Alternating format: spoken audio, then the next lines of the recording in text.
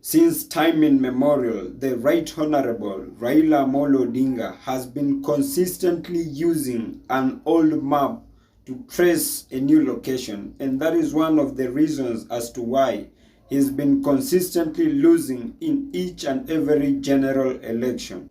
They say when a dog barks, the master comes out, and that is one of the reasons as to why the Right Honorable Raila Amolo Odinga has come out fearlessly to defend the 4 opaque commissioners.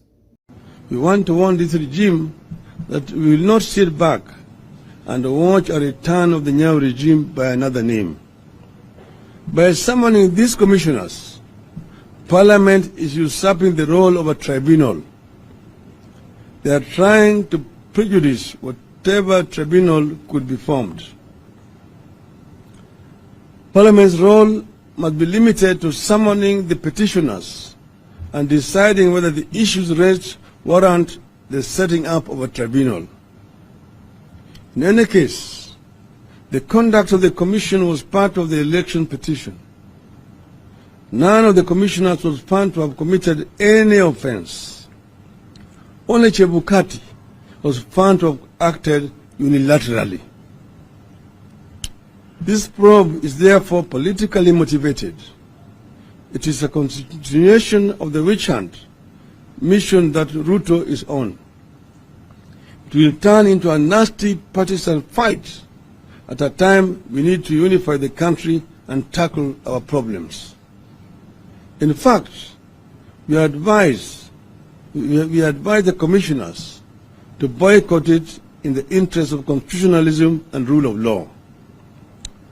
This country wants to move on.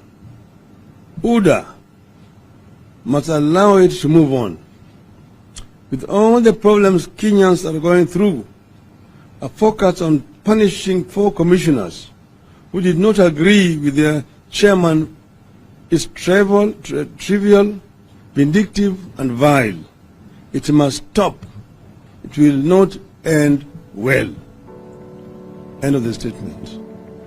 Raila coming out strongly to defend the 4 opaque commissioners is a clear indication that the 4 commissioners were planted in the commission to work in favor of a certain individual. But before we have a look at the ramifications as to why Raila's plan is dead on arrival, if you're watching me for the very first time, kindly please consider hitting on the subscribe button. If you've been watching my videos and you have not subscribed, kindly please consider hitting on the subscribe button. And more so, if you're watching me from a different platform, either Telegram, TikTok, or Facebook, kindly please just head on to YouTube, search for Mohamed Sudi. I'll be the first right person to pop up. If matters socio-economic and political matters are your great areas of concerns, kindly please consider hitting on the subscribe button so that each and every time that I upload a new video, it will automatically reflect on your notification panel. And by so doing, you'll simply be supporting my content. Personally, I believe the Justice and Legal Affairs Committee treated the Right Honorable Raila Amolo Odinga's presence as a friend of the court with an aim of him listening and not talking. And also, that is why I also believe, come rain, come sunshine, the fate of the 4 commissioners is already precedented. What they are currently doing is just to formalize the process. Honestly, they won't survive in this simply because the president, William Samoei Ruto, knows that for he to remain in office come 2027, then he has to perpetuate his own commissioners immediately when Chebukati retires come early 2023. On the other hand, Raila too also knows that if Cherera assumes the office of the chairperson, then he will automatically be just a hand away from the certificate of presidency come 2027. And that is why William Samoei Ruto has also been fighting for the oustering of the 4 Iebc commissioners, simply because it is in the public domain that the 4 commissioners seem to be pro-Azimio. Did not intend to vest to vest or concentrate such sweeping and boundless powers in one individual, the chairperson of the appellant.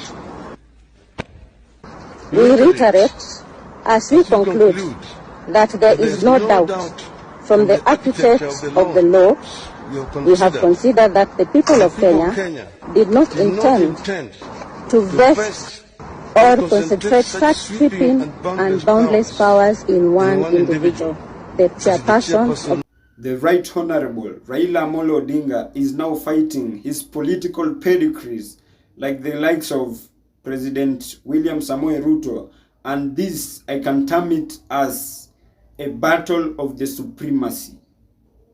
Ruto against Raila. President Ruto also knows that what Chebukati did in his favor once Juliana Cherera assumes the office as the chairperson of the Iebc, then the reverse can be done unto him come 2027. And that is why he's been consistently pushing for their oustery.